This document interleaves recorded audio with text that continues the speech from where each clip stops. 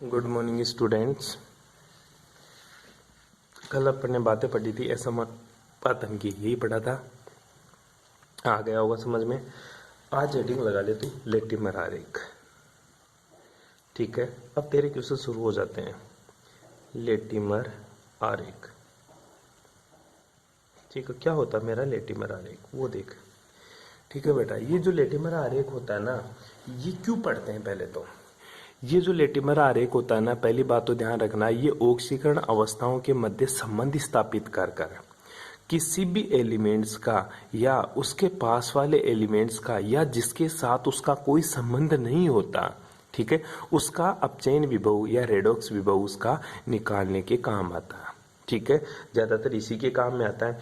इसमें क्या होता है, इस आरेख में अपन क्या करते हैं, बहुत सारी जो हाफ रिएक्शंस होती है, हाफ सेल रिएक्शन होती है, अर्ध सेल अभिक्रियाएं होती है ना, उनको प्रदर्शित किया जाता है इस आरेख में। कैसे प्रदर्शित किया जाता है, और फिर जो उनका जो आरेख प्रदर्शित करने का तरीका होता है ना, वो अपन बिल्कुल एरो वाली लाइनों से दिखाएंगे। ठीक है, फॉर एग्जाम्पल लिखने से पहले तो इसकी डेफिनेशन लिख ले एक बार छोटी सी, कि लेटिमर आरेख होता क्या। ठीक है, तो लिखे किसी भी तत्व का लेटिमर आरेख, किसी भी तत्व का लेटिमर आरेख वह होता है जिसमें उस तत्व की बहुत सी या बहुत सारी अर्ध सेल अभिक्रियाओं को या अर्ध अभिक्रियाओं को प्रदर्शित किया जाता है। क्या करते हैं, प्रदर्शित किया जाता है। ठीक है, ध्यान दे बेटा एक बार, किसी भी तत्व का लेटिमर आरेख वह होता है जिसमें उस तत्व की बहुत सारी अर्ध सेल अभिक्रियाओं को प्रदर्शित किया जाता है। ठीक है, अर्ध सेल अभिक्रियाओं को क्या करते हैं अपन, प्रदर्शित करते हैं, और उन अर्ध अभिक्रियाओं को एरो के द्वारा, मतलब क्षैतिज तीरों के द्वारा, क्षैतिज तीरों के द्वारा, ठीक है, क्षैतिज तीर मतलब इस तरह से एरो, ठीक है, क्षैतिज तीरों के द्वारा प्रदर्शित करते हैं तथा उनका अपचयन विभव या मानक विभव उस एरो पर या उस क्षैतिज तीर के ऊपर प्रदर्शित किया जाता है। आई बात समझ। ये कारनामा कौन करता है, ये कारनामा लेटिमर आरेख में होता है। ठीक है, आगे लिख ले लेटिमर आरेख। ठीक है, तीर के ऊपर क्या रखेंगे, उसका मानक विभव, तीर के द्वारा किसको जोड़ेंगे अपन, गुरुजी उन अर्ध अभिक्रियाओं को जोड़ते हैं। आई बात समझ में। लेटिमर आरेख में ध्यान देना, लेटिमर आरेख में तीर के द्वारा दो भिन्न ऑक्सीकरण अवस्था वाले तत्वों को जोड़ा जाता है। किसको जोड़ा जाता है, दो भिन्न ऑक्सीकरण अवस्था वाले तत्वों को जोड़ा जाता है। एक बार तू इसको एग्जाम्पल ले ले, फिर उसके बाद में तेरे को पता चल जाएगा कि कैसा होता है लेटिमर आरेख। फॉर एग्जाम्पल मैं बात करूं, मेरे पास बहुत सारी अर्ध अभिक्रियाएं दे रखी है। फॉर एग्जाम्पल जैसे मेरे पास अर्ध अभिक्रिया दे रखी है NO3, क्या दे रखी है मेरे, NO3 माइनस दे रखी है। इसकी अभिक्रिया करवाई उसने 2 हाइड्रोजन प्लस इसने क्या ले लिया, एक इलेक्ट्रॉन ले लिया। ठीक है, इलेक्ट्रॉन लिया तो ये अभिक्रिया किसमें चली गई, गुरुजी ये चली गई 1/2 N2O4 प्लस साथ में क्या निकल गया, H2O बाहर निकल गया। ठीक है, इसका जो E0 का मान आया, वो E0 का मान आ गया प्लस का 0.803 वोल्ट। ठीक है, इसी प्रकार अब ये बन गया। अब दूसरी अभिक्रिया है मेरे पास है 1/2 N2O4 जो बना था वो। ठीक है, अब ये क्या करेगा गुरुजी, इसकी अभिक्रिया मैंने फिर से H+ से करवा दी एक, और एक इलेक्ट्रॉन क्या कर दिया, जोड़ दिया। तो बना क्या मेरा, सिंपल सी बात है गुरुजी, मेरा बन जाता है HNO2। इसके लिए जो ई नोट का मान आता है, वो ई नोट का मान आता बेटा प्लस का 1.065 वोल्ट। ठीक है, प्लस का 1.065 वोल्ट। इसी प्रकार अब HNO2 बन गया। अब जो HNO2 है ना, अब इस HNO2 ने क्या किया, एक H+ लिया और एक इलेक्ट्रॉन इसने फिर से गेन किया। बना क्या आगे, अब बन गया गुरुजी NO में कन्वर्ट हो गया, और साथ में क्या निकल गया, H2O बाहर निकाल दिया। अब इसका जो ई नोट का मान आया ना, वो कितना आ जाता है गुरुजी, इसके ई नोट का मान आता है गुरुजी 0.983 वोल्ट। ठीक है, यहां तक हो गया। अब मेरा NO है, ठीक है, क्या है NO। अब ये NO क्या करता है, 2 हाइड्रोजन लेता है। ठीक है, 2 H+ लिया और इसने 2 ही इलेक्ट्रॉन लिया। देख बेटा, जितने H+ ले रहा है ना, उतने ही ये क्या ले रहा है, इलेक्ट्रॉन्स ले रहा है। ठीक है, 2 NO था, 2 इलेक्ट्रॉन लिया, 2 H+। यहाँ पे तो गुरुजी एक ही लिया, एक नेगेटिव चार्ज बेटा यहाँ से आ गया इसके पास, तो 2 पॉजिटिव चार्ज, दोनों नेगेटिव से उदासीन हो गया।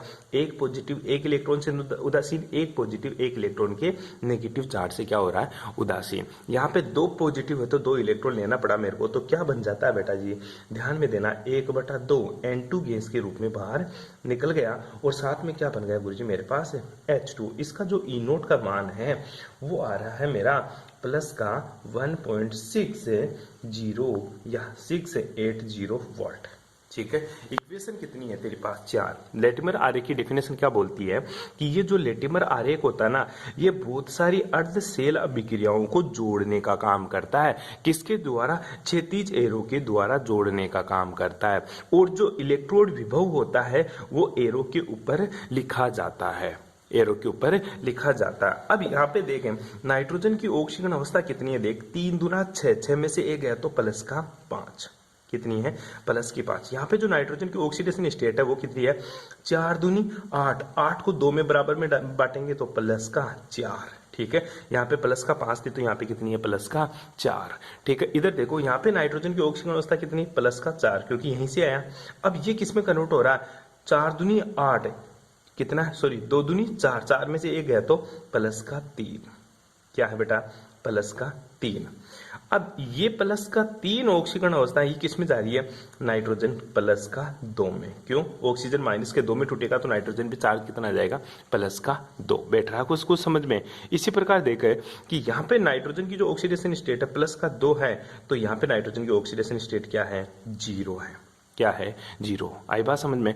तो देख लेटिमर आरेख में क्या करना होता है, इन सारी की सारी अर्ध अभिक्रियाओं को क्या करना पड़ता है गुरुजी, जोड़ना पड़ता है। इन अभिक्रियाओं को क्या करना पड़ता है, जोड़ना पड़ता है। कैसे जोड़ेंगे, आओ दिखाते हैं एक बार के लिए आप लोगों को इसी चीज में। सिंपल सी चीज बताता हूं, NO2 NO3 किस में गया, N2O4 में, N2O4 किस में गया, HNO2 में, HNO2 किस में गया, NO में, और NO किस में गया, N2 में। तो मैं इसको क्या ऐसे लिख सकता हूं, अकॉर्डिंग टू लेटिमर आरेख। ठीक है, इन अर्ध अभिक्रियाओं को, तो इनका जो लेटिमर आरेख होगा वो कैसे होगा, तो इन अर्ध अभिक्रियाओं का लेटिमर आरेख।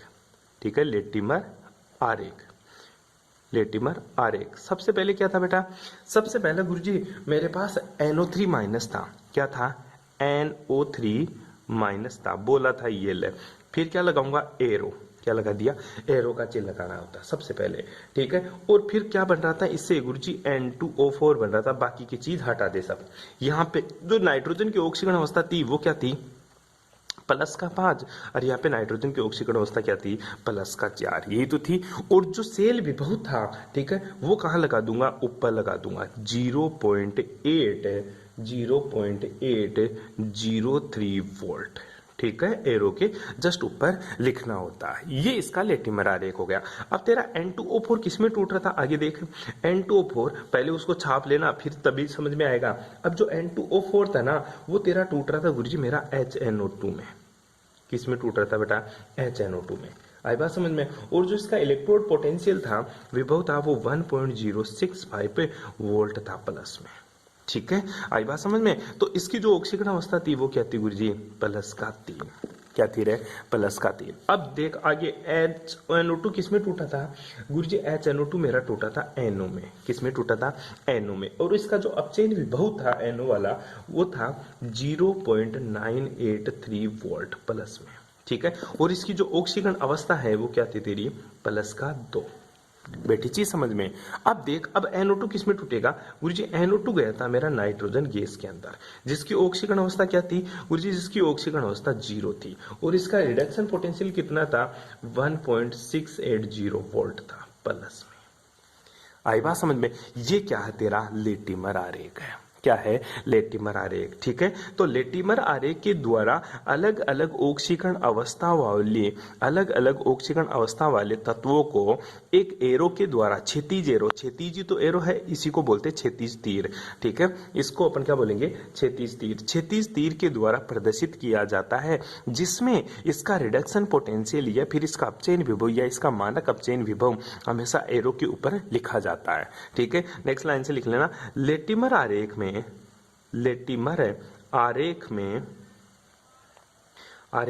उच्च ऑक्सीकरण अवस्था यह है +5 और निम्न ऑक्सीकरण अवस्था ये रही। तो उच्च ऑक्सीकरण अवस्था किधर है, बाईं तरफ। उच्च ऑक्सीकरण अवस्था बाईं तरफ है, बाईं ओर, तथा निम्न ऑक्सीकरण अवस्था किधर है, इधर है। ये बाई साइड है तो ये राइट साइड है, ठीक है। निम्न ऑक्सीकरण अवस्था कहाँ है, राइट साइड, मतलब दाईं ओर रखी जाती है।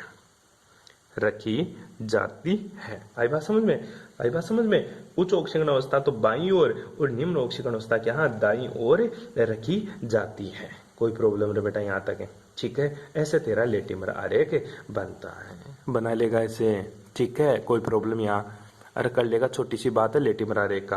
अब लेटिमर आरेख से आगे क्या होता है, क्वेश्चन कैसा आता है, वो क्वेश्चन करने से पहले तेरे लेटिमर आरेख की उपयोगिता क्या है, ठीक है। तो हेडिंग लगा ले, लेटिमर आरेख की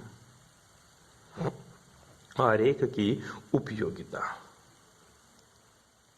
सर इसका उपयोग कहाँ होता है, ठीक है। क्वेश्चन पूछ लेता है लेटिमर आरेख की उपयोगिता बताओ, ठीक है बेटा। लेटिमर आरेख की उपयोगिता इस चीज की है, जैसे NO2 है, NO3 माइनस है, तो N2O4 तो इसके पास में स्थित है, तो इसका अपचयन विभव तेरे को पता चल गया। मैं तेरे से पूछूं कि जो मेरा NO2 है, NO3, ये अगर N2 में कन्वर्ट हो रहा है, किस में कन्वर्ट हो रहा है, N2 में, तो बता अपचयन विभव कितना आएगा मेरा, ठीक है। ये यहां से यहां गया तो इसका अपचयन विभव कितना आएगा। या फिर मैं तेरे से पूछ लूं कि NO3 माइनस है, वो किस में जा रहा है, HNO2 में, तो इसका अपचयन विभव कितना आएगा। इस चीज को निकालने के लिए अपन लेटिमर आरेख की सहायता लेते हैं। कैसे निकालते हैं, दोबारा से समझ लें। लेटिमर आरेख की मोटी उपयोगिता यही है कि लेटिमर आरेख में जो प्रजातियां पड़ोस में स्थित नहीं होती, जैसे ये प्रजाति है ना, ये लेटिमर आरेख से इस NO3 माइनस से यहाँ है, HNO2 बहुत दूर है, इसकी जो पड़ोस कौन सा है, N2O4 है। लेटिमर आरेख की सहायता से जो प्रजातियां पड़ोस में स्थित नहीं होती, अर्थात यदि किसी प्रजाति का निर्माण किसी दूसरी प्रजाति से सीधे नहीं हो रहा हो, इस प्रजाति का निर्माण NO3 से HNO2 का निर्माण नहीं हो रहा, NO3 माइनस से N2O4 बन रहा, उसके बाद में HNO2 बन रहा है, ठीक है। तो ध्यान से सुनना, लेटिमर आरेख की सहायता से जो प्रजातियां पास में स्थित नहीं हो, या जो प्रजाति सीधे जिस प्रजाति का निर्माण सीधे नहीं हो रहा है, ठीक है, सीधे उस प्रजाति का निर्माण नहीं हो रहा, उस प्रजाति के लिए मानक अपचयन विभव की गणना लेटिमर आरेख से आसानी से किया जा सकता है। तो लिखिएगा क्या लेटिमर आरेख की उपयोगिता में, लेटिमर आरेख की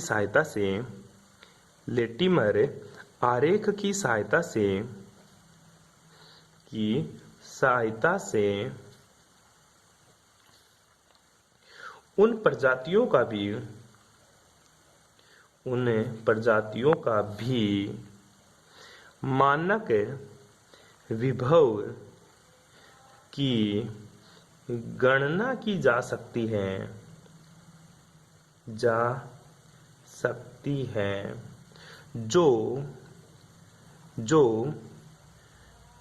जो प्रजातियां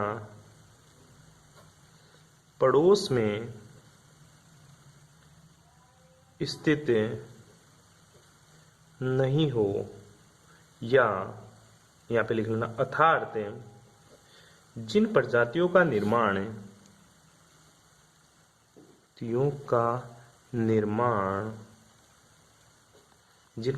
का निर्माण किसी दूसरी प्रजाति से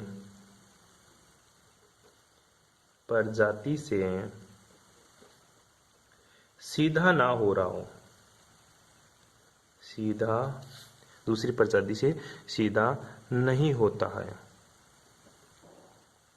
ठीक है, लेटिमर आरेख की सहायता से उन प्रजातियों का भी मानक विभव की गणना की जा सकती है जिन प्रजातियों का जो प्रजाति या तो पड़ोस में स्थित नहीं हो, अर्थात जिन प्रजातियों का निर्माण किसी दूसरी प्रजाति से सीधा नहीं होता है। ठीक है, उन प्रजातियों का भी लेटिमर आरेख की सहायता से क्या कर सकते हैं अपन गुरुजी, अपचयन विभव की गणना कर सकते हैं या मानक विभव की गणना कर सकते हैं। ठीक है, कैसे कर सकते हैं वो देख ले, निकालने का तरीका समझ ले एक बार। जैसे मेरे को चाहिए NO3 माइनस से मेरे को गणना करनी है HNO2 की। ठीक है, ध्यान दे, तो सबसे पहले इसकी लेटिमर आरेख बनाओगे। ठीक है, लेटिमर आरेख ऊपर बना हुआ है। ठीक है, तो NO3 माइनस में इसकी ऑक्सीकरण अवस्था क्या है, +5, और इसकी ऑक्सीकरण अवस्था कितनी है गुरुजी, +3। ठीक है, क्या है, +5 और +3। ठीक है, जैसे यहाँ पे लगा देना, जैसे कैसे गणना करनी है, जैसे NO3 माइनस है, इसकी ऑक्सीकरण अवस्था +5 है, इसकी जो ऑक्सीकरण अवस्था वो क्या है, +3 है। मेरे को बनाना है गुरुजी NO3 से HNO2, लेकिन मुझे पता है NO3 से पहले N2O4 बनता है और N2O4 से फिर क्या बनता है, फिर बनता है गुरुजी HNO2। ठीक है, पहले तो क्या बनेगा NO3 N2O4, फिर बनेगा मेरा HNO2। तो मैं कैसे इसकी गणना करूंगा। ठीक है, तो एक सीधा सा फॉर्मूला याद रखना है बेटा इसका गणना करने के लिए, ई सेल। ठीक है, ई नोट कैसे निकालेंगे, ई नोट इक्वल्स टू 1/n, कोष्टक में लिख लेना N1E1 प्लस N2E2। ठीक है, N1E1 प्लस N2E2, जहां पे जो N1 है वो क्या है, N1 है N ऑक्सीकरण अंकों का अंतर। ठीक है, ऑक्सीकरण अंकों का अंतर। ठीक है, किसका ऑक्सीकरण अंकों का अंतर, पहले वाले नाइट्रोजन और दूसरे वाले नाइट्रोजन का। N2 क्या है, दूसरे वाले नाइट्रोजन और तीसरे वाले नाइट्रोजन के ऑक्सीकरण अवस्थाओं का अंतर। E1 क्या है, पहला इलेक्ट्रोड विभव। E2 क्या है, दूसरा इलेक्ट्रोड विभव। ठीक है, ये N क्या है, इन दोनों नाइट्रोजन के बीच की ऑक्सीकरण अवस्थाओं का अंतर। ठीक है, तो कैसे निकालेगा, ये निकालने के लिए गुरुजी मेरे को पता होना चाहिए NO3 माइनस से क्या बनना चाहिए मेरा N2O4। ठीक है, इसका जो अपचयन विभव है प्लस का 0.803 वोल्ट है। ठीक है, दूसरा जो N2O4 है इससे क्या बन रहा है मेरा HNO2 बन रहा है। ठीक है, इसकी ऑक्सीकरण अवस्था क्या है, +5, इसकी ऑक्सीकरण अवस्था +4 और इसकी ऑक्सीकरण अवस्था +3, और इसका जो रिडक्शन पोटेंशियल है 1.65 वोल्ट है। बैटरी ये बात समझ में। अब देख N1 का मान कितना, N1 का मान है गुरुजी, इसमें से ये घटा दो, 5 - 4, ऑक्सीकरण अवस्थाओं का अंतर कितना है, 1। N2 का मान कितना है गुरुजी, इसमें से ये घटा दो, 4 - 3। ठीक है, कितना है बेटा, 1 आ गया। और N क्या है, N का मान होता है बेटा, इसमें से इसकी ऑक्सीकरण अवस्था घटा दे तो 5 - 3 कितना आ गया बेटा जी, 2 आ गया। ठीक है, E1 का मान कितना है, E1 का मान है गुरुजी 0.803 वोल्ट प्लस में। E2 का मान कितना है, E2 का मान आ गया गुरुजी 1.065 वोल्ट। ठीक है, और मेरे को ये चाहिए ई नोट का मान मेरे को निकालना है। ई नोट का मान मेरे को क्या करना है, निकालना है। तो बता N1 E1 का मान कितना जाएगा गुरुजी, N1 E1 का मान कितना जाएगा, यही आ जाएगा। N2 E2 का मान कितना जाएगा गुरुजी, यही आ जाएगा, क्योंकि इलेक्ट्रॉन एक से ही तो गुणा करना है। N2 E2 का मान भी गुरुजी यही आ जाएगा। ठीक है, तो ई नोट का मान वैल्यू पुट कर दे यहाँ पे, तो ई नोट का मान कितना जाएगा, 1/2, N की वैल्यू कितनी है, 2। ठीक है, और इसका मान कितना, N1 E1 का मान 0.803 वोल्ट प्लस N2 E2 का मान 1.065 वोल्ट। दोनों को जोड़ देगा, आंसर निकाल दे, दोनों को जोड़ के आंसर निकालेगा तो आंसर आएगा 0.934 वोल्ट। इस तरह से ये इसकी उपयोगिता है और यही क्वेश्चन पूछता है। इस तरह से ये क्या है, इसकी उपयोगिता है। अरे यही क्वेश्चन तेरे को पूछता है, लेटिमर आरेख की उपयोगिता क्या है। लेटिमर आरेख की सहायता से उन प्रजातियों का मानक अपचयन विभव की गणना की जा सकती है जो प्रजाति या तो पड़ोस में स्थित नहीं हो या फिर जिन प्रजातियों का निर्माण किसी दूसरी प्रजाति से सीधा नहीं होता। ठीक है, जैसे NO3 माइनस के लिए अपचयन विभव की वैल्यू क्या होगी। ठीक है, तो इसके लिए formula 1/n N1 E1 plus N2 E2। N1 क्या होता है, इन दोनों का अंतर। N2 क्या होता है, इन दोनों का अंतर। N क्या होता है, इनका, पहले का और लास्ट वाले का अंतर, जो अपन को निकालना होता है। E1 ये होगा, E2 ये होगा। आई बात समझ में। अगर 4-5 दे दे तो 4-5 दे दे तो भी तो इसका आसानी से आंसर निकाल सकता। मैं क्वेश्चन दूंगा, उसका आंसर सभी को करना है, फिर मेरे को चेक करके बताना कि सही है या गलत है। ठीक है, थैंक्स फॉर कोऑपरेशन।